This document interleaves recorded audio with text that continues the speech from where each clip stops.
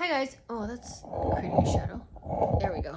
Okay, so I want to talk a little bit about karma. And I don't, you know, everyone has their own ideas about what happens. And some people say, well, I've seen karma happen.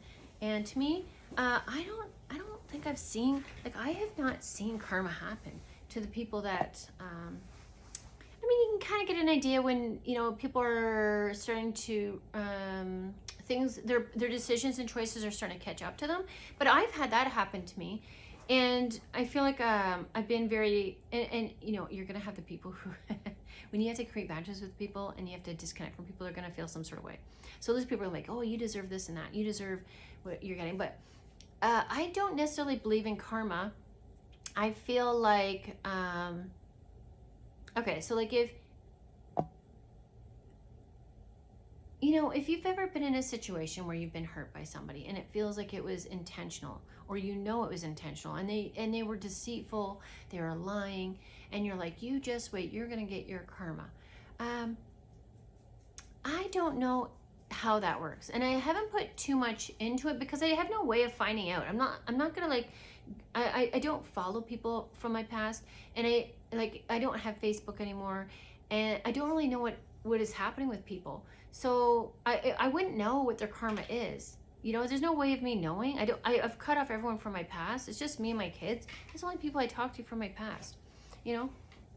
And so to know if someone has received karma, I don't really know, but I do know myself, and I am very self-aware, and I recognize where I feel like I'm making so much better decisions. I feel like I live a life of integrity. That's my dog, if you can hear her. I'm trying to recover from a life of what feels like narcissistic abuse. And I don't like to use that label because, you know what? Some of it feels narcissistic, but some of it also I can relate to as being an overworked and overstressed parent and underpaid. And I could see that being part of what I was raised in, being part of the issue as well. And then there's trauma there. There's just trauma. And this needs more cushion. So, here's the thing. So once you get to the point and you say, hey, okay, I recognize the player for the player. I recognize the narcissist for the narcissist. I've recognized people who use and abuse me, and I've cleared them out of my life. Now I've gotten to the point where I recognize how, because of the people I chose to deal with, I was abusing my body because of the pain that I was experiencing, And so then I have to work my way off those substances, those things being sugar, refined carbs, screens, sleeping on the couch because I was just too tired. And when you're at the hands of people who are cruel and selfish and unkind, that will also create more negative emotions that you have to experience and that you got to express as well. So you get to the point where you're like, okay, I feel pretty good. And then, so there's like a timeline of all the things. I'm going to make another video about this with more clarity. And be sure to let me know if that's something you're interested in and how much, like, if you have questions regarding that, so that I can add into it before I make it. That'd be helpful. But so I get to the point now where it's like over the last few years, I've experienced some very challenging times. Sexual harassment in a workplace for 2 years with like mean girls and like a whole shift of this bullying people. There are people that know exactly what I'm talking about. I think it's called gang stalking. And someone said, no, it's not, but I think it is. It's called like when you have a large group of people that are like,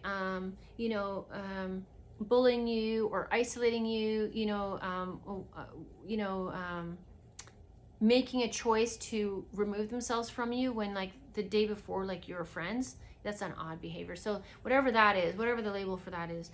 And then I left, and then for a year I rested from that situation. But even during that year, I experienced bullying from like an EI agent trying to challenge my situation when I had the receipts for everything. And then I'm trying to think. Then I got into another job, and just for you people that believe in numbers and stuff like that, Uh, I remember when I was going to the job interview, there's a truck and it had a dog on it, and the numbers were 1111 on the license plate. I'm like, oh, that must mean something. And I'm still trying to figure out exactly what that means. I do feel like I had to be in that building and experience those people to learn what I learn now, and like to recognize certain patterns in people and how it shows up. And so I do feel like I was meant to be in there. But like, so then 6 months of that, and I learned to recognize people for who they were. I stuck up for myself. I advocated for myself in both these different workplaces. And even in that EI situation, it was challenging. It was draining. And I was still dealing with like HR people from the past job. And they weren't providing me with documentation and things that they were supposed to. And they weren't responding. They were just, what do you call that, stonewalling, when they just ignore your emails. When as an adult, they have responsibility as being like your boss to like respond to your questions and things. And then, see, that's distracting. She's building a bed in all those blankets that I need to take. I mean, it's like a king size bed for her right now. She's like a tiny little pug, and she's got like 2 different duvets and then 3 pillows. So anyways, so we talk about karma, and you think like, okay, so like in the environment of where I was sexually harassed, I don't know, like I know I've had moments in childhood and as a teenager and stuff like that where I've had inappropriateness around men. I don't I don't remember moments, I'm not claiming my father was that. I don't know. I don't think, I think there's some areas of gray areas that he could have been better at, but I don't think his intention was to be like that. And I don't have memories of that, but I do have when you raise children that don't know how to stand up for themselves and don't have self-esteem, I think they can fall to be prey for predators. And so I do believe like the environment that he raised me in molded me into being a prey to predators, because I wasn't allowed to speak my truth to him. I wasn't allowed to be emotional. I wasn't allowed to think of myself. It was usually all about him and what he was experiencing. I was never asked like, how are you feeling? It's like, and no one talked to me, like, unless it was like, go clean your room, it's supper time, have you got your schoolwork done? Like, I don't remember ever having like real. I remember there's a one-on-one conversation I had with my dad when I was a teenage girl, and he was asking about like, do I have any boyfriends? And I'm like, no, because like no boys were interested in me. And that was an emotional conversation, because I felt, and even saying that now, like I felt, I don't know if it was like ashamed or embarrassed or like, what, like I felt like, what do you call that, like an ugly duckling? And there were times when I still feel like that. And I feel like I've gotten to the point, because like, it's weird. It's like the certain men would, it's like the overly confident ones, but they're inexperienced, but like insecure. It was weird, because like saying overly confident but insecure in the same, like I had those people later in life like approach me and pick me instead of me picking men. And then I started to try to pick men, and that didn't work out very well. So like I don't get asked out. I don't get approached. It's like I said in my last video, it's like it feels like I'm always having to do all the work of like approaching people, and it's exhausting to the point where I'm just like, this is not really a goal of mine right now. But I remember feeling very like unattractive as a child, and I don't know why, but I don't ever remember like, oh, I don't want to get emotional in this one. I don't remember my dad telling me like I'm beautiful. I don't think they prioritize looks like that, and I don't either. I don't really appreciate, like, I think everyone has their own preference in a person, and like I know that depending on how that person carries themselves and who they are in here, like, and then paired up with my preference, that makes me feel attraction to that person. So I'm not really into the chiseled features and like the 6-foot requirement of a man. That doesn't really appeal to me. I think I'd rather have someone my own height. That makes sense to me. It seems more practical. I don't know, that just makes sense to me.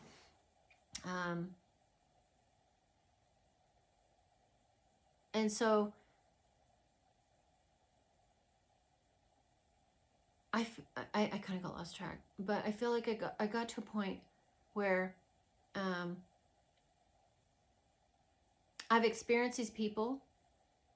Oh, because I didn't think my dad was that way, but and that's where I was going, because like it feels like because of my lack of self-worth and lack of self-esteem, that's what made me predator to like these men that would use and abuse me, and I just mislabeled lust as love, and but craving that physical like affection and looking to men for that, but it's like the wrong men, and that's kind of sad when I say that. And unfortunate, because it feels like at this point, well, I don't feel, like you can always find, when you look there, like you see so many attractive people. So I'm just like, I don't really like to, like, I don't see myself in that way. But what I do value is like my wisdom and my heart. And I think that's high value. And so it's on, today I was like, this is kind of tying in, and I hope it doesn't get too, because I can feel the emotion there. And it sucks. It sucks. Like I'm looking for, I mentioned this in another video, it's a thing. I'm looking for like certain tank tops that I want to fit my body, and clothes that I want to fit my body, but my body is not my norm right now. And I'm coming out of like a rest period to where I've been on the couch a lot. So I haven't been as active as I plan on being. And so that's a challenge. And then like having to go, I've experienced this before, where it's like you have to go searching for clothes to fit your body that doesn't look like other people's bodies. And then it can be like a bit of a trigger, because you're just like, I'm looking on these web pages and I'm like, these are not clothes that I'm gonna wear. And it's not even like, part of it is like, I wouldn't feel comfortable wearing them. And even if my body is worked out, there's a good chance I wouldn't wear a lot of those clothes, because it's not something like, to me, that I feel like that's like a calling card for these predators. That's my experience. So it doesn't have to be yours, but that's what I feel. And so it's challenging, because I'm like, I'm looking to find something for me. And it kind of comes back to like, I'm in a place, oh, this is feeling, I can feel this. I'm in a place where I'm very uncomfortable. I'm very uncomfortable with my body right now, with how long the process is taking. You can hear it. I can feel it. I can hear it.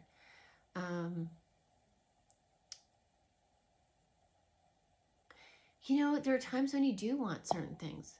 Like the idea of having a person sounds nice,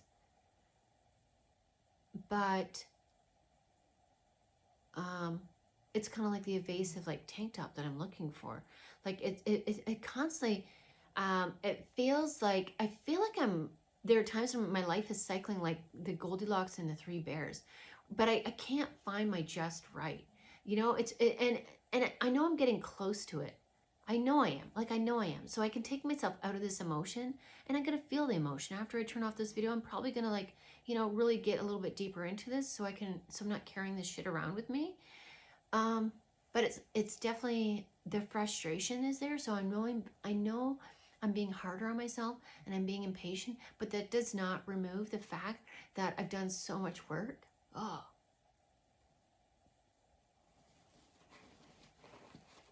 to receive so little, and this does tie in with like that karma, the belief of karma, where you think that, God, I've done so many things.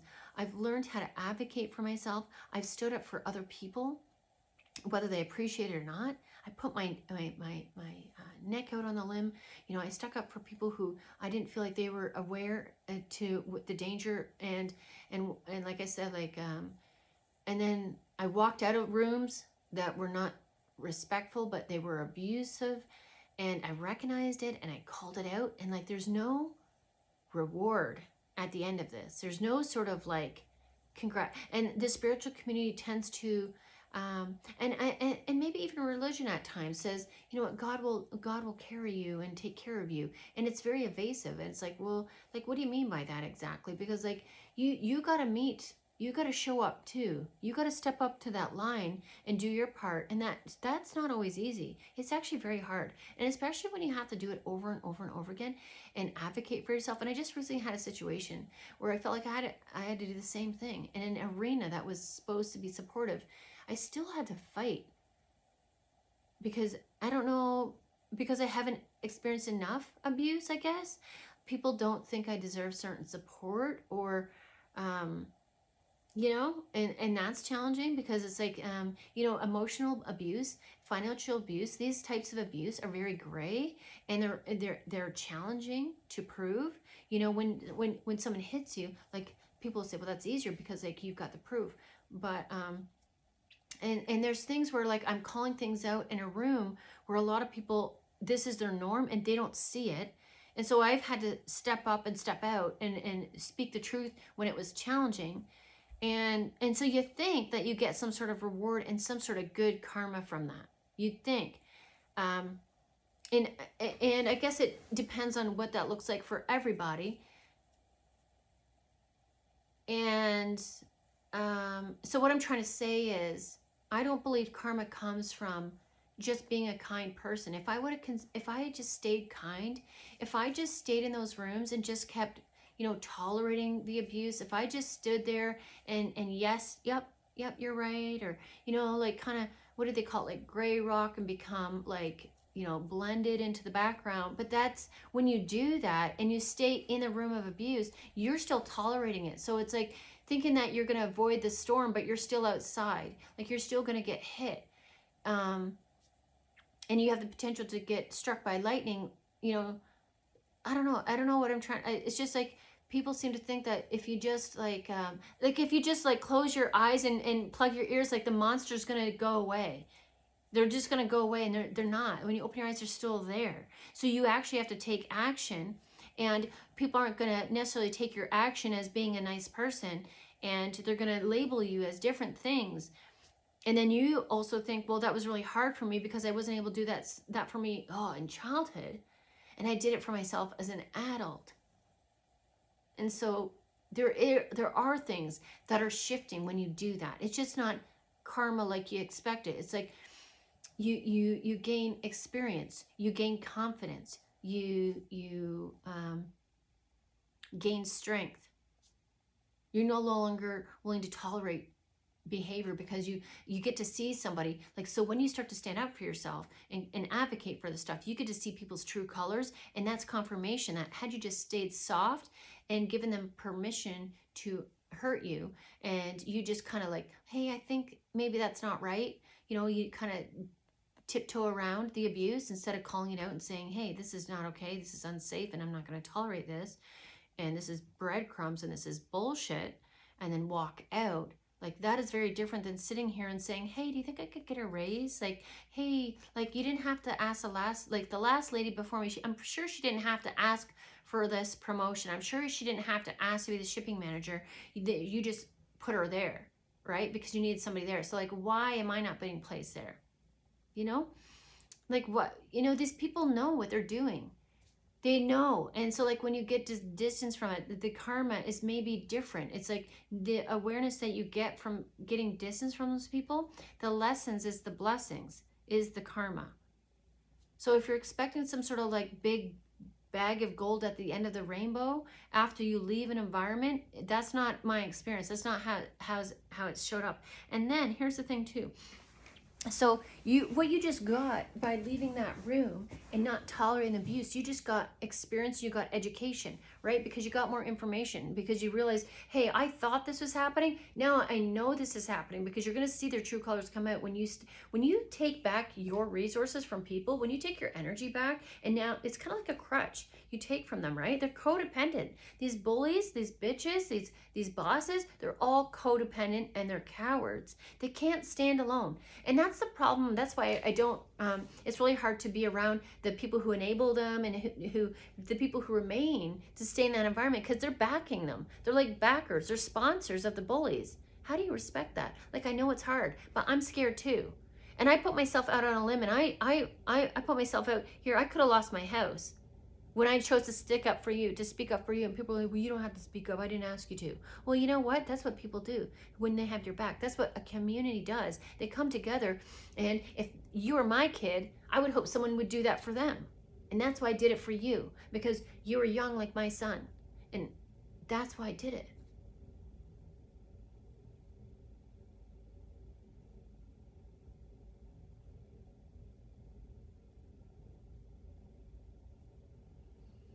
Oh, that's a little emotional there.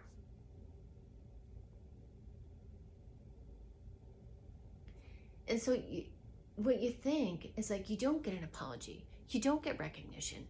All you get is like people who call you names and be like, yeah, she was crazy. She was emotional. Yeah, I am emotional. I've been through some stuff, you know? And that doesn't mean I can't manage my emotions.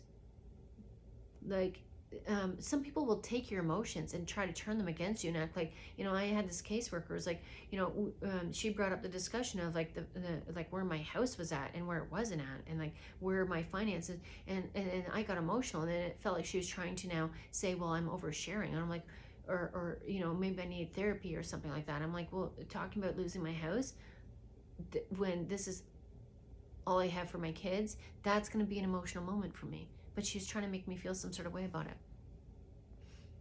And then, so you don't get apologies from these people. Like, even when I called her out to her, or to like her subordinates, like they're like, yeah, we need some new training with her, but like you're actually good, and she shouldn't have done that. And so, but I don't know the system. She knew the system, and she tried to get it so I wouldn't be supported.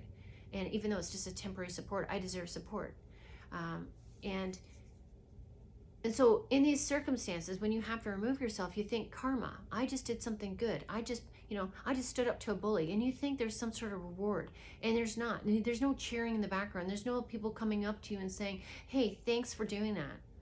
Or, you know what, I wish I could have done that, but you did it, so thanks. And there's no sort of like the boss coming up and being like, you know what, you made me think twice about that. I'm really a dick, and I really don't have any experience, and we want to make you our VP. Like, that doesn't happen. That's movies. That's not real life. I've never experienced that, because these people don't recognize your value. They feel like they feel something about you, but not enough to be able, like, if they're trying to get you out of the room, they're not going to want to bring you back in.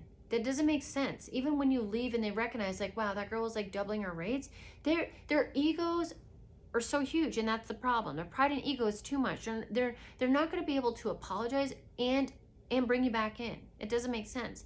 And they're definitely not going to apologize. And if there is an apology that ever happens, it's to get something from you, not for you. The apology isn't for you. It's to get something from you. And so this karma thing, like, whenever I hear, because, I've been a part of the tarot community for a while, like just being like a watcher of it. And I study it, and I'm studying, like, because I think it's interesting, because depending on their experience, that's like what comes up, and there's a lot of false bullshit, and there's a lot of helpful stuff, but it's kind of like the Bible, where it's interwoven with a lot of outdated information, and it seems believable, because you're like, well, that seems like I can relate to that, and that makes sense, and that seems true, so this must be true too. It's kind of like that game, like two truths and a lie. That's where a lot of people are. And they're very convincing, because they're very confident in their words, and so they come off as like knowing, a lot, and they really don't. They're just overly confident. It's like there's a lot of people that come up when I'm on YouTube, there's a lot of gurus and coaches and stuff like that. And if you ever go check out the free content, it's so full of word salad and vague, sort of like, we're going to teach you how to do this and this. And like, are they? Probably not. They don't know it. Because when you learn to heal, you learn to see like through the cracks, and that's part of the blessings. That is the karma. That's the karma, the blessings, the knowledge. So to me, what I now see, karma, you create karma for yourself by becoming more educated. You learn how to be discerning. You learn how to read between the lines. You learn how to watch for things. That's your karma. But if you continue to ignore what's actually happening, if you want to be an enabler, if you want to be a fence rider, you're going to keep getting karma. wave after wave after wave, and you think you're protected because you're connected to that bully and like you're feeding off that system somehow, and you're not becoming a target by leaving the herd. You're actually like slowly dying. It's like your battery in the cold winter, like you just don't notice it yet, like you're being depleted. Like having to wear a fake mask is so draining. I know, because I've had to be in these rooms with people, and in order to survive you have to play the game. And like there's some people who are just so checked out and they don't even know if they're aware that they're standing right next to the predator. You know how dangerous that is? And so like the predator's any sort of like quick movement, like that's, you know, you got to move out of there slowly and steadily. But the more enmeshed you get with a predator can be even more damaging, because like if you don't realize they're the predator, you're sharing all your information, and that can be, you know, a reason why you don't want to move away. And you get to the point where I don't care what I shared with you. Go ahead, tell it. I'm not ashamed anymore. So like you can't use that against me. I've become okay with who I am at this point. I love who I am. I can see myself in the past, and I can see who that was, and that's not me anymore. And that version of me like was because of what I was molded to be from somebody else's belief systems, from somebody else. And me, I'm authentic to me now, and I live in my heart, and that's how I, you know, go where I need to go. And so the karma is education. And so what I mean by that is, so like this is how I compare it to, is like, so even after the narcissist, even after the bullies and, you know, the coworkers and the mean girls, even after that, you're going to be like, well, I just passed a big test, so there it's free flying from here, it's clear skies. That's not true. You know, once I recognized the narcissist and I could see, wow, you're creating a lot of pain in my life, I had to see, why was I a prey to the predators? Because if I continue that, so just because I disconnected from one predator, there's a whole lineup behind getting ready to, okay, next, let's go next. As long as you continue to be the prey and show up in a prey manner, you know, this is, to me, this is leading with my body and thinking that that's going to give me some sort of acceptance or level up. This is not asking hard questions, being agreeable, you know, blind loyalty, blind trust, not asking questions, just assuming, making assumptions based on outdated belief systems that we were taught as a child, like old people, listen to your elders. Why? Some of these elders are our biggest abusers. Why the fuck would you tell me to listen to an elder? Like, look how many people are essaying children. Some of these are grandparents. So why am I again? Like, you're missing the rest of the message in there. And then there's also, like, you know, there's people who like, the nice guy, like the nice guy. So as long as people are friendly to your face, then they're safe. That's untrue, because you think about this. The biggest manipulators, you know, they want to schmooze up to you. They want to get comfortable with you. They want to get in your safe, you know, like your soft spot. They want to find that area with you. And they're friendly. Like, try to say no to a friendly person. It's hard. People do that intentionally. You know, they're scripted, they're smooth. So like, that's what I mean. When I find someone who is too smooth, who is too scripted with their words, that is a reason to step back. I'm like, who is that? And while someone is good in their craft, that makes sense. You can hear it in their, like, how they're speaking, it makes sense. You can, you know, Google it. But the more you engage and the more questions you ask, you're gonna find out who is full of shit and who is not, from my experience. And so in 2019, I bought a house, and it was during the time here in Canada where the cost of houses had skyrocketed, and just to get a house, you'd be lucky just to get a house. And so there wasn't a lot of time or acceptance to get an inspector. And now, even as I talk about this, thinking back, I'm like, you know what? He wasn't accepting my offer, so I probably would have had time. But the way it was set up was, he wanted more money, and I'm like, I'm a single mom trying to raise 2 kids with no backing from any sort of anybody. And so like, I'm like, I don't think I can afford that, because I'm gonna have to do, this house needs work. I already knew, like, just the obvious work it needed. I didn't know the shit that the seller had covered up, and I was soon to find out. And I looked at the things, and I thought I had experience because I'd This was my fourth place I'd owned. Had Culloden, Wetter, Osgood, and here. And so I thought I was experienced. I'm like, you know what? I know the smell of a wet basement. That's not good. I didn't want a wet basement because that would mean like dampness and like what I thought would be foundation issues. And there are things I'm like, okay, I thought I knew what to look for, but I also didn't realize, and I should have recognized in those moments that I get really nervous. And when I get nervous and I feel like I'm being watched, I act like I'm too cool for school. I still have to be aware. Like sometimes I just buy something because I don't want to feel like I don't know what I'm talking about or what I'm looking for.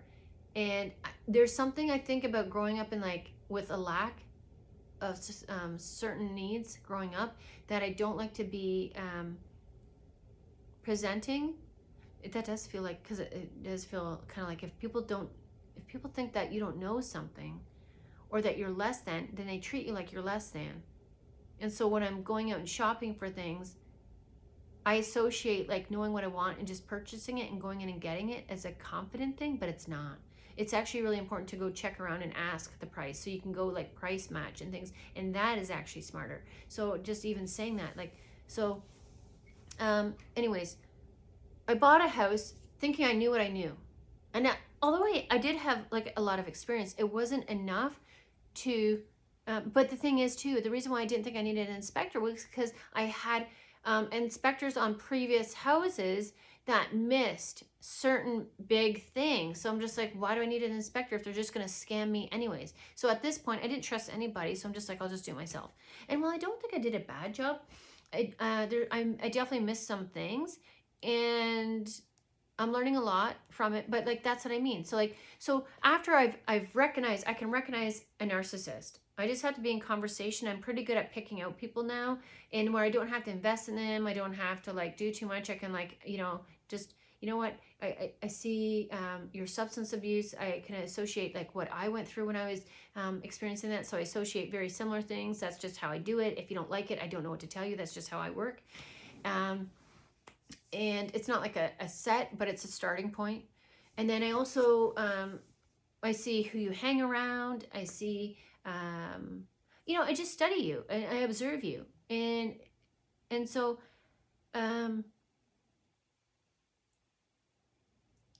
now that I've gotten to this point where I don't have to emotionally invest in other people, where I've gotten from the emotional side to more logical side, still a bit of emotional in there. Yeah, I would say I'm still actually probably about here with emotional and logic, because I still, excuse me, I'm still challenged with certain things. Like I can't do too much reading. I'm better with listening to information, intaking it by listening and watching videos as opposed to reading. Although I do like reading, sometimes it's overwhelming for me. I think it's also the size of the print, because my eyesight has been damaged from what I've been through. So my eyes are not as solid as they used to be. And so that's the thing, is like, after I've experienced and recognized and chosen me and advocated for me and chosen the higher path, you think that you get some sort of reward. But what I got now is like a chance to recover my physical body. So I'm working on my physical body and my financial stability. Now it'll probably be my physical body and then my financial stability, because I feel like your health is your wealth. And when I work in my body, I feel stronger and I feel more confident. And when I feel like a potato and bloated, I don't. It's just that easy. Like I feel like a Buddha belly. That doesn't feel good to me. As much as the Buddha represents like wealth and prosperity, I don't feel very wealthy or prosperous when I don't have my stomach engaged with my muscles and stuff like that. And when I can feel my muscles, that makes me feel more solid and stronger. And there's elements to it. It's not like just because I have a six-pack that makes me strong and confident. It's like there's other things, there's parts that I'm filling in of the puzzle that is me. And so we're at the puzzle piece of my physical health. And so it's not just like the outer exterior. It's like, it's my hair health. I'm getting that back. Hopefully my skin. I got the little turkey neck that happened within the last 5 years, I think. It is what it is. I can't do much about it. I can't focus on that. And you know what, if so, that's what I mean. I kind of, in the beginning of this video, I was talking about, like, you know, not really feeling, you know, feeling like the ugly duckling in my life kind of thing, but recognizing like I have a certain level of attractiveness and because of my fitness and stuff like that. And I like my face. I mean, I like my face, but I can see where other people would, you know, I can see other people. So like, I just have to find the people who don't value, it sounds stupid when you say it, like who aren't looking for, you know, the people who are like, oh, you got a turkey neck, you're starting a turkey neck, like you got a baby turkey neck, and you just say like, okay, that's not like, if you feel like that makes me unattractive in some way to the point where you don't find me attractive, that's an odd, I think that would be odd. That would be odd. And that's why I don't, you know what, like I want to get my body strong and I want to get it fit. And I do like the idea of getting it to a certain shape for myself, because not only does that shape, I remember when I had that shape because I also played soccer and it allowed me to play sports, but I was also working a lot in the garden. And so it's a garden body. And those things are, am I going to put too much time into shaping my body? No. Am I going to, I don't enjoy the protein shakes. I do it in order to get my protein in, but I do not enjoy the protein shakes. I've got a beef protein that I'm using because I got to stay away from like the whey or the casein because they're dairy. And I don't know if it's the dairy. I'm not going to give you too much information, but you just got to be careful what you eat. Some of these protein products, I don't know what's in them, but they're not great. They're not bad. Anyways, while I'm trying to build though, and I'm still working on, like, you know, the preventing bloating and stuff like that. And I'm trying to get, I'm not at my full level of movement. So these are all things like I'm just like building. And so I don't know that I'll always have protein drinks. I don't know if I always will. They're good for now.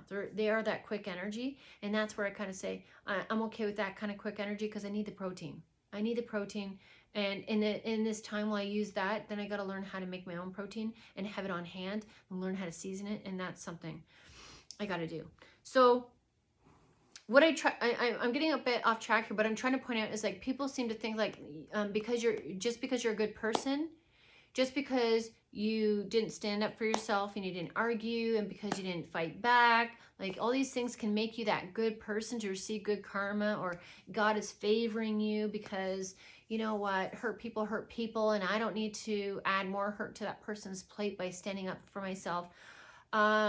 Karma is based for me on like your lack of education. So like in that time, I was dealing with a lot of chaos and confusion when I bought this house, right? And so I just thought I knew better. And there are times that's like immaturity, right? And I was 40 something, 43, I think, when I bought the house, 42-ish. Oh, wow. No, I was 40. I've been here like 6 years. I bought the house in 2019. It's almost 7 years. It's felt that long, but it has not felt that long. And when I say that, that makes it even worse. But I've been working on other things, but still, that's disappointing. Anyways, I had a goal to have it done sooner.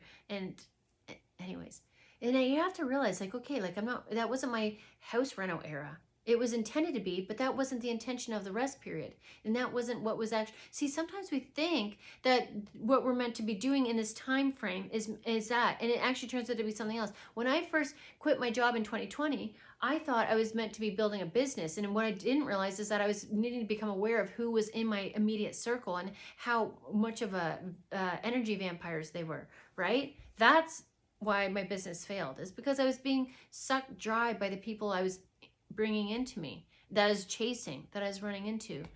And so then I was making a bunch of bad decisions during that time. And so it's interesting. Well, I've been refining my recognizing of these people and these predators.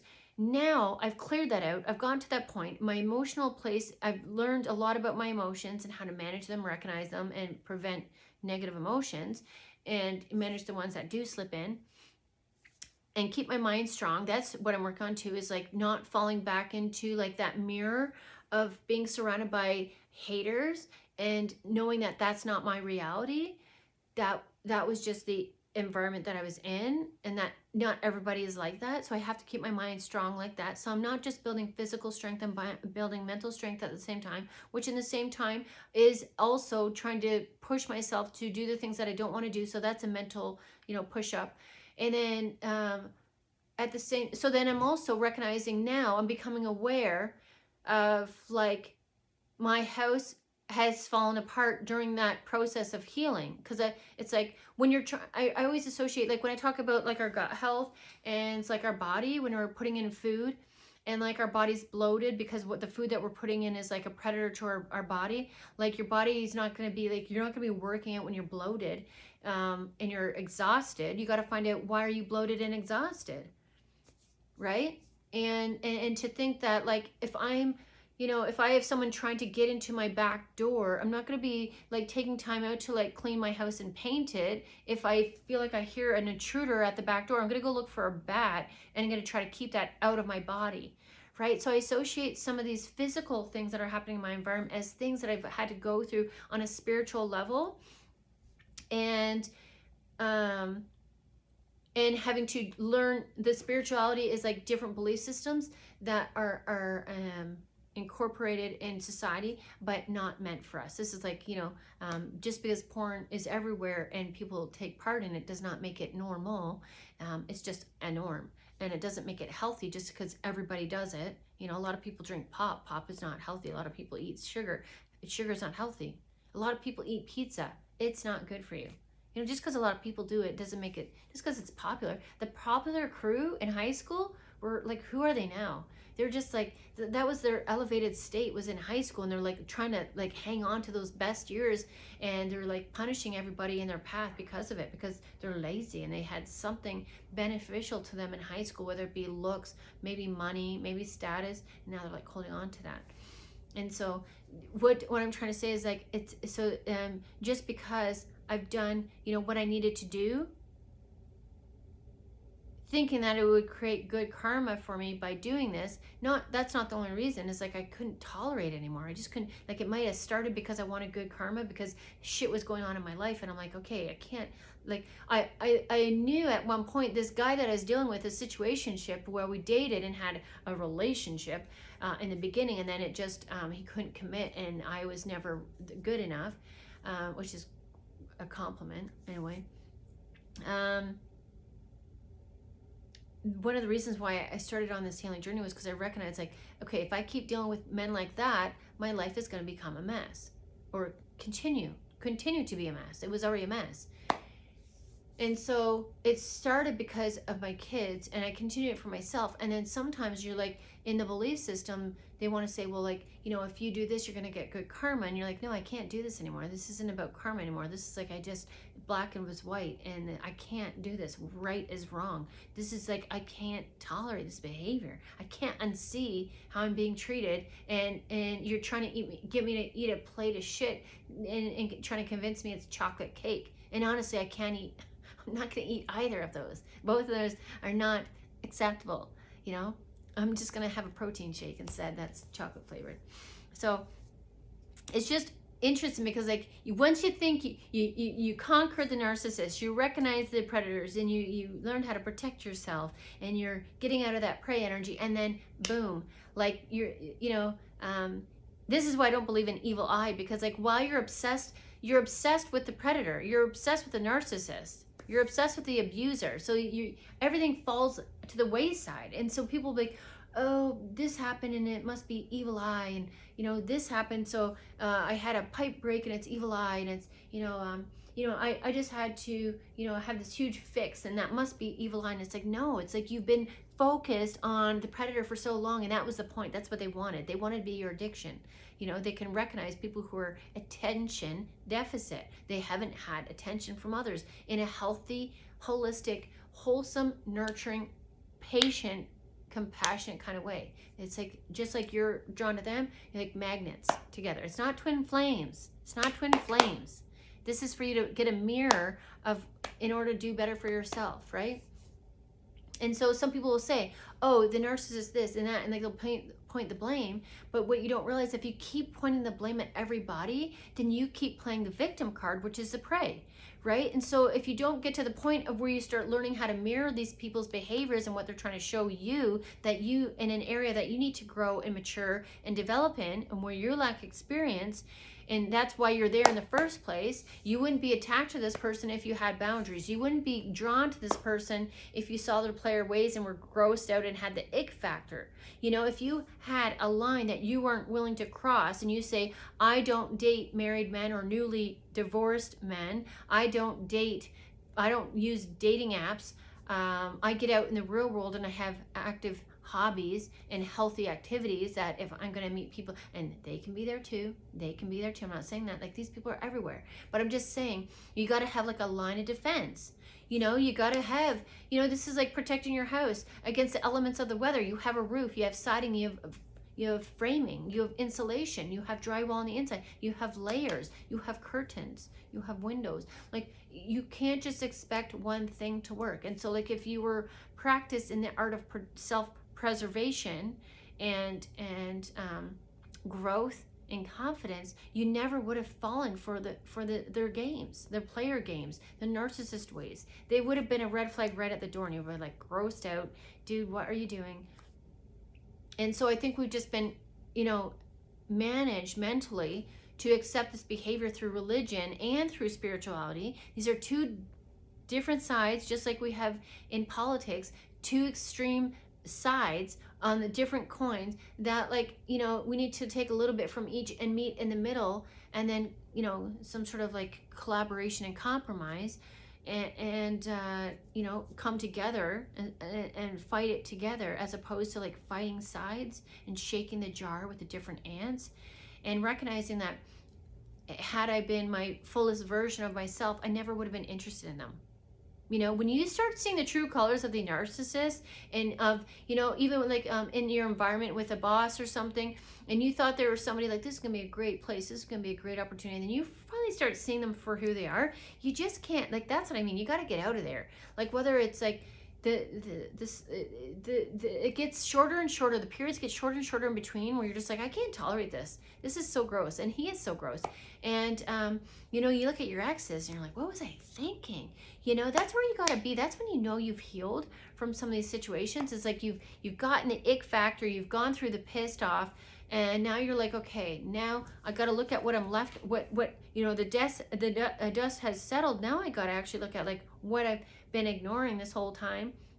And then that's where you feel like, well, and it's still, I can still see the silver lining on it, because like, well, you know, I'm seeing issues that are happening with my house. Like, had I rushed through and finished the basement, what if I did settle with a dude that had money and we could afford to finish the basement?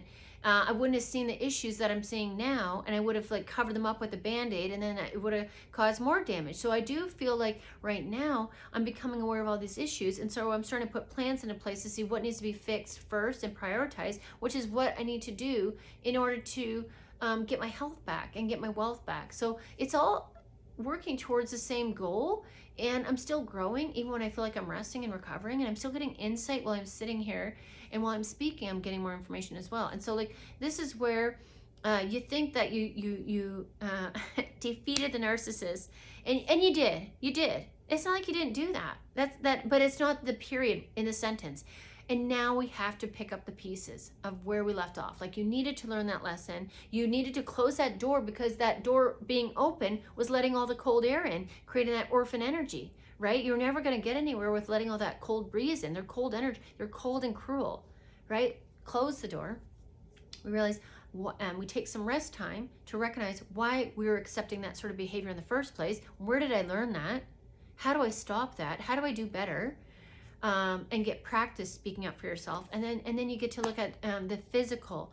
So after I dealt with my emotions and got awareness and distanced myself, then I got more insight onto like different areas of boundaries with different groups of people. And then I learned to recognize how not only others were abusing me through my emotions and controlling me, but how I was doing that myself. Right? So if I would have just stopped at the narcissist and said, you're emotionally abusive, that's true. But then I have to be accountable for my emotions and how I allow myself to be abused by my emotions. You know, like, like we got to hold some sort of accountability in here. They lack accountability, but so do I. And so that's where if you kind of play on that karma card, it can really get you settled into a mindset of waiting for a blessing. And the blessing is you get out of resentment because you recognize how dealing with a narcissist is going to show you the areas that you need to grow in, that you were underdeveloped and immature. And it's not about the blame anymore, because these are things that you're meant to be developed from the 0 to 5 years and then build upon, but that didn't happen. So whatever you developed in the 0 to 5 years in that household, that's what you're building on, is a false foundation. So the narcissist caused that collapse, these abusers, they're causing that collapse, and you no longer have to tolerate that, and you get to walk away from that, and that's the blessing. And that's where now you have to, I'm having issues with my foundation, like my plaster walls are cracking. I don't know exactly what that is, but it could be from like a foundational issue. It could be from a water issue, which I associate with like too much emotion, right? And when we do things out of our emotions instead of our logic, that's where the problem lies. Like I did a lot of renovations because an emotional place that I was in, and not a financially numbers driven, logical, like, is this the best time to be doing that kind of place, right? It was more of a, I want what I want when I want it. And that's one of the reasons I raced into these relationships, because I wanted something in that moment. I wanted attention. I didn't care who I got it from. I just wanted to be seen. I wanted to be heard. And it's kind of like, what the people, depending on how you discipline your kids, some kids will act out because they don't give a shit what kind of attention they get. They just need attention. They need to be seen. Something is going on there. And so that's where, a lot of people will blame the kid and their behavior. And it's like, let's look at the environment that they're living in. Let's look at the parents. And the parents don't want to be looked at, because parenting is hard. And they're doing the best that they can, but are they? And then they're wondering, like, I feel good about giving my Johnny the belt when he was 5. Like, what the fuck? Who says that? Who says that? That's so fucked up. Hey, you haven't grown at all since Johnny was 5. That's so fucked up. We're meant to grow, not to back abusive behaviors that, like, it's one thing to not know better, but to be backing your abusive behaviors decades down the road, that's disgusting to me. That's a problem. That's a comfort. And that is like, that's an enabler at that point. I think there's different levels, and I'm going to do a video about that, like, like how you become different areas, and how I think, some of these narcissists are developed, in my, just my amateur opinion, but my experience. But it's interesting because, like, as a parent, like, I'm a single parent, and I'm very hard on myself, and I don't want to get emotional here, so I'm not going to, but like, I have apologized a number of times. I'm going to keep apologizing to my kids, because I did fuck up. They deserved a top tier parent, and what they got was someone who has experienced trauma and made a bunch of bad choices because of that. And so, like, that's part of what drives me, is like, I got to show them, like, I believe in myself, and I know my potential, and I got to put that into action. Why? Because I think they deserve to see it in real life, and not through the eyes of a screen, and not, in a reality TV where it's partnered up with like sellout energy, where someone's claiming I achieved this lifestyle through these means. And we really know, if we saw behind the camera, that mommy and daddy paid them, or they like were puppeted along the way to get to success, or they had networks, and they had family friends, and they had, what are those, I don't know, they had backing, but they claim that they worked from the ground up. It's different. Did they have schmoozy energy? Were they fake as fuck, like a salesman? You know what I mean? Like, I want to be authentic. I don't want to feel like I have to kiss someone's ass to get you to buy something from me. I want you to see the value in it and say, hey, like, I'm going to remind you to like and subscribe. And if you don't want to, I don't really give a shit, because like, I know what I have is valuable. And if you don't see the value, then I don't want you in the room. It's maybe not for you, and that's okay. You know what I mean? I'm not for everybody. I understand that. You're not for me, maybe. Maybe that's not it, Like, maybe you got to think, like, you get some of those commenters that, like to twist your words and twist your message and make you seem like you're someone you're not. You know what I mean? Like, there's not everyone's going to be perfect. Not everyone is perfect for you.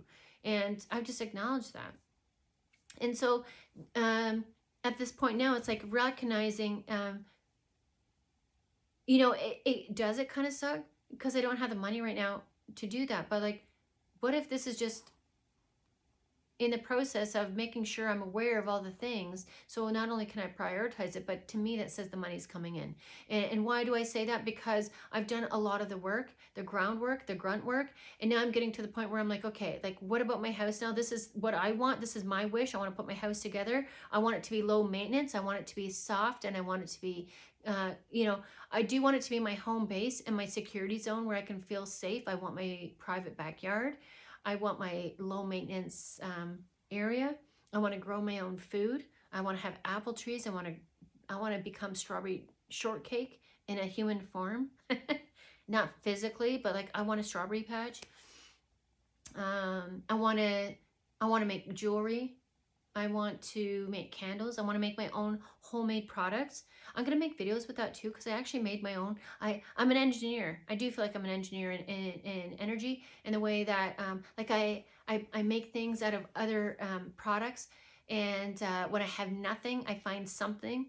And I know I have a growth mentality. And like I don't know that I ever would have been able to recognize these qualities in me if I would have just settled, and if I stayed where I was at. And so that's what I mean. Like, I have messed up, and I think it's important to mess up. I think failure is part of the process. Mistakes means you're moving, but at the same time, you got to recognize, like, yeah, you got to be able to look back and say, wow, I really fucked up. Like, while I can say, like, wow, I can't believe I was attracted to that person, then we also got to look at, wow, I was that person. I was partially, something in me was attracted to that person, and acknowledging, like, that's who I was back then. And then that would mean, like, I was not my best version. So that would mean I was not the best parent or the best person. And so that's where I do have grace for other people. Like, I don't wish ill will on other people, even people who have done me dirty. Like, I don't hate them. I really don't give a shit about them anymore. And like, if you want to grow, go ahead. Like, I put my content out there on my pages, and like, if it's people from my past come across it, use it to your advantage. Cool, do that. You know what? I've grown so much since being around those people, so I don't see how we would connect unless it was like on a. I don't even know if I'd want to do like a consultation with people like that, because I just there's so many other people that are going to value me in this world that I just don't need to go back to that. And that's that could be where you say the karma shows up, because it's like they had their time with me, and that's how they decided to treat me. That's the story they wrote in my book. And that's kind of where we end things. I don't believe in soulmates. I don't believe those kind of ideas can get you really stuck. It's kind of like thinking like a marriage contract. Like, yeah, that can be important, but like, is that a reason to stay in an abusive dynamic? Hell no, that's not it, right? So some people really they'll use this as a way to stay stuck.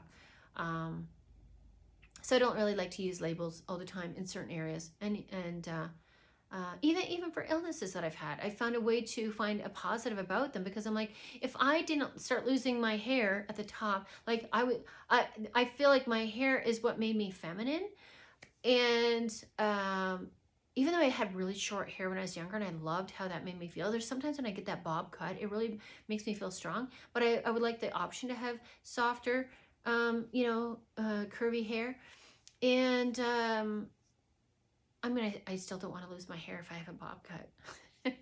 I want my hair on top, no matter what. No matter what haircut I want. I want a fuller top. If you're a man watching this, you get it. Like, when you get baldness earlier, I think that's a hormonal issue too. But anyways, I don't know much about that. But I just know that I've researched. There's a lot of reasons as why you could be thinning. Your hair could be thinning. So I've researched a lot of those, and it's hard to pinpoint just one. And so I just had to make sure I was like balancing out all my nutrients. And then I, when that wasn't really working, then I had to realize, like, okay, like, what about my electrolytes? Like, maybe they're lower than I thought. And then I looked at the electrolytes, and I recognized electrolytes I was taking. And let's see how many times I say electrolytes in this video, but it's interesting because I bought one, and it was liquid form, because I don't like all the flavors, and I don't like all the sucralose and maltodextrin and like the xylitose or whatever. Like, I don't like all those toses and things like that. And I don't mind stevia. I can handle stevia because it's a plant form.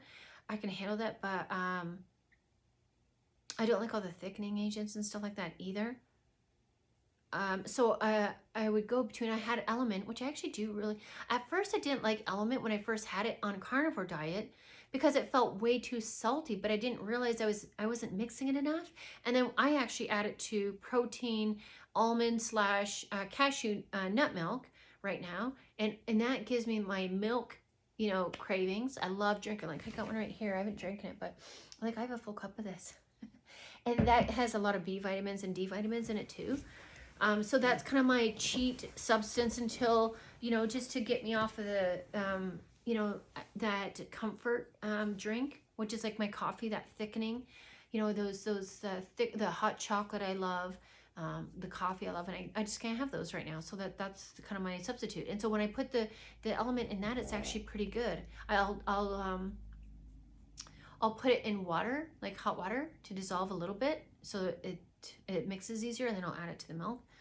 And then, yeah, so like if I would have stopped and settled, these things which seem like, you know, can be curses or spiritual evil eye, like that can really lead you in the wrong direction too, and away from like what the real problem is. So like people, when you're like, oh, these people are draining my energy from afar, I don't believe that. I think that's bullshit. And it can really get you out of touch with what's actually happening with your body. And so if you think you just have to like meditate to remove cords of attachment and set up like a protective boundary, like me, I don't take time to protect myself.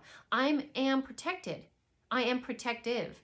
You know, I create boundaries by pushing people out of my environment. I don't invite people into my home. I don't connect with people online. I don't, you know, have messages and DMs, and I don't have social media, and I'm very selective with who I spend time with. And I've gotten to the point where I can see who people are, and I move away when I feel like that's a concern.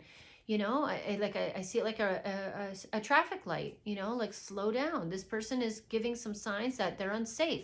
And that's, I don't even label it like, you know, these people are evil and like all that stuff. I just like, is this person unsafe? Because if you get into the thing of where you're, this is where I would also get caught up in some of these dynamics, is like, I felt bad for people.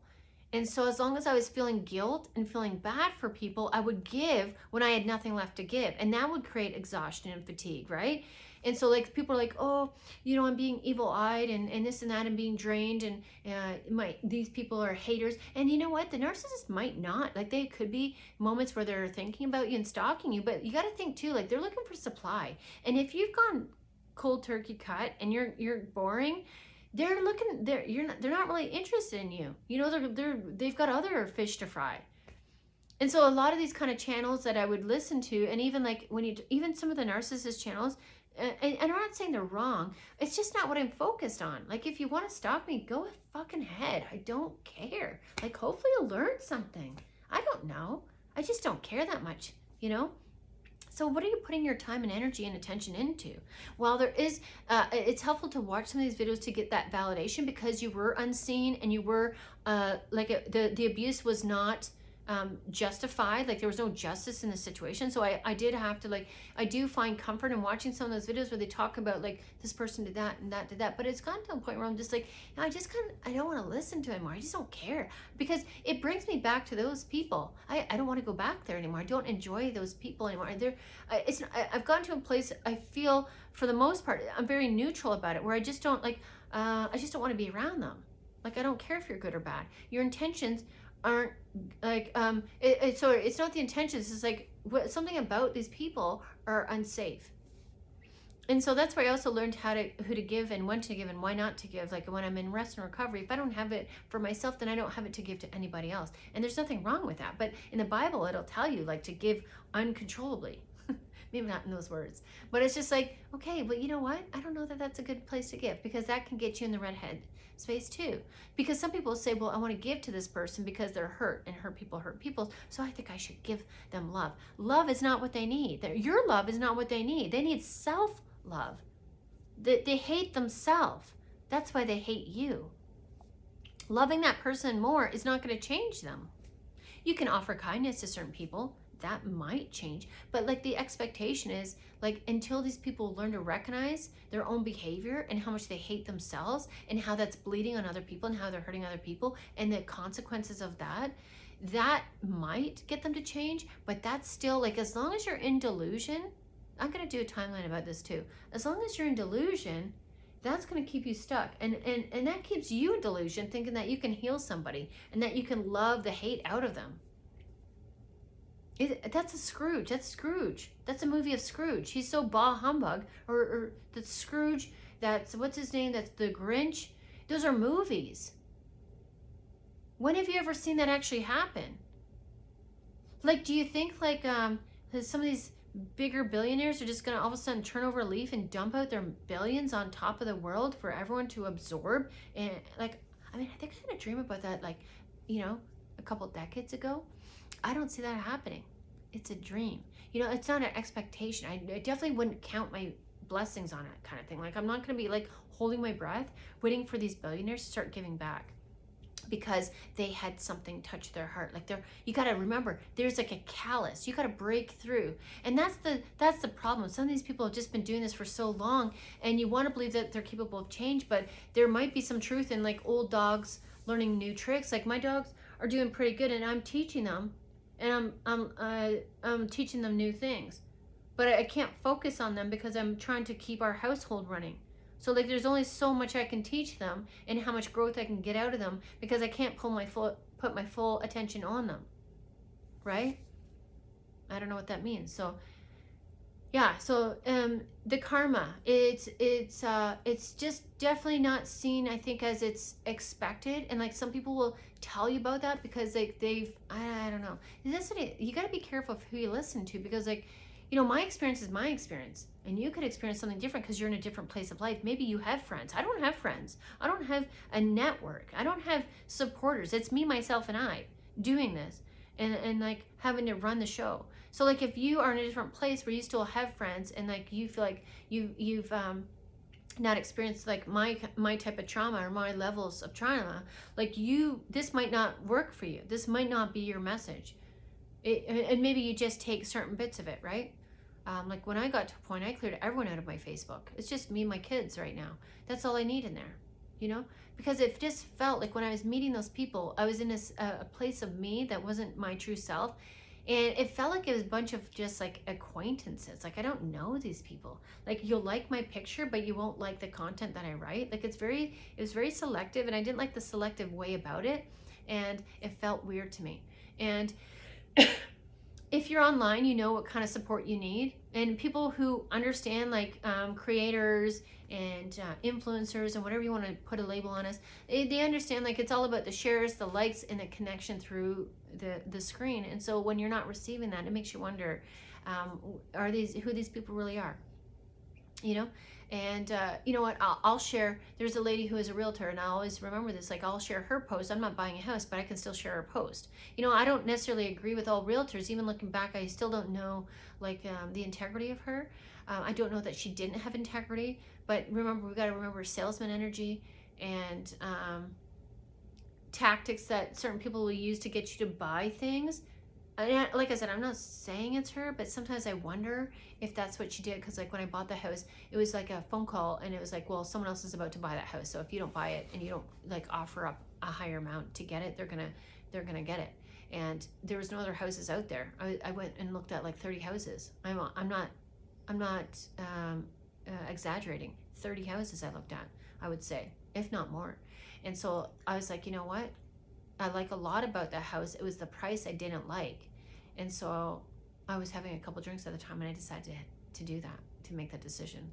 And like I said, sometimes I think things happen for a reason in an odd sort of way. And I don't know how to explain this all, because I don't condone alcohol. I don't think, I don't know where I'd be if I didn't, where would I be if I didn't buy this house? I don't know. You know, like, I'll never know. I'll never know. What if I just said no? Would I still be in this house? Like, would I have gotten a lower price? I don't know. But I learned a lot. So like, it's not always about money, because like, I've learned a lot since I've been here. Look at where I've gone. Look at what I've done. Like, and some people are like, where are you? Your bank account sucks. You don't have your body back, and your hairline is not, or your hair up here is not, like, where are you? And I'm like, you know what? But I grew self-love during this period of time. I didn't grow my money, but I grew my experience. I grew my wisdom. I grew my education. I grew my awareness. Like I can recognize people. I've gotten my energy back. I'm about to get my physical body back. Like I think I've done a lot since I've been here. And in the process, I did frame and insulate the basement. I did put a garden in half the yard. I did put a patio in badly, which I'm gonna have to redo at some point, and hopefully not this summer, because I don't know if that's the reason why I'm getting cracks in the wall, because I didn't tamper it. I didn't think tampering was important. It's very important. See, this is the thing. It's like I had the idea. Like I think I had the gravel, I had the chips and dust, but I didn't think. I'm like, what? It's already flat. I don't know. Anyways, that's my brain. But it's you know what? And now I'm learning. And I'll still make mistakes. Of course I'm gonna still make mistakes. I'm still gonna probably take shortcuts and be reminded that I'm not meant to take shortcuts. And I'm probably gonna get frustrated. But like it's just a revision. Like I'm gonna get better and better as I go. And that's all I can expect, is that I keep getting better and I keep growing. And that's what I expect from the people around me. And I just can't be around stagnant people or people who make so many excuses, and I can't make excuses for them. So that is my idea about karma, and kind of adding some evil eye in there, why I don't believe in it, and how the longer you stay focused on other people, and the longer you make excuses for other people, you're going to be making excuses for yourself. So the quicker you can get in touch with the painful truth, making a decision that you don't want to do. If you feel like someone's been riding your fence, or you've been riding the fence, and like it's time to make a decision, like making a decision is going to show you if it's right or wrong. Right? You're going to learn something from it. It's better than like staying in that gray zone of like doing absolutely nothing, living in anxiety because you keep making decisions because you're the cool girl. Cool girls, you don't get anywhere by being the cool girl. You really don't. You really don't. You got to make a decision. You know, be a people pleaser, cool girl. You don't get anywhere doing that.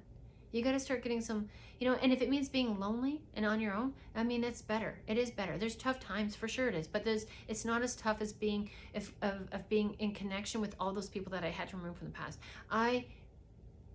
There are challenging parts, but it's not from the people, it's from the process, you know? And so like, you're not always going to be in this process. You're going to get to a point where you level up. That's the intention. And so, but in the meantime, we got to learn how to enjoy this process, because I don't know when it's going to happen. So that's why I'm getting my health and then my wealth. So if that makes sense to you, feel free to like, subscribe, comment, follow along. I'm still working on my format for my videos and how I want to do this. I am interested in doing some, I'm going to be doing some teaching about like how I manage my emotions, recognize them, stuff like that. So I'm going to be putting a bunch of that stuff in, hopefully in shorter videos. I'm just trying to get started, and I think I'm kind of, you know, word vomiting everything, and then I'll probably refine it as I go. That's my intention. So I'll see you in the next one. Thank you for watching, and take care.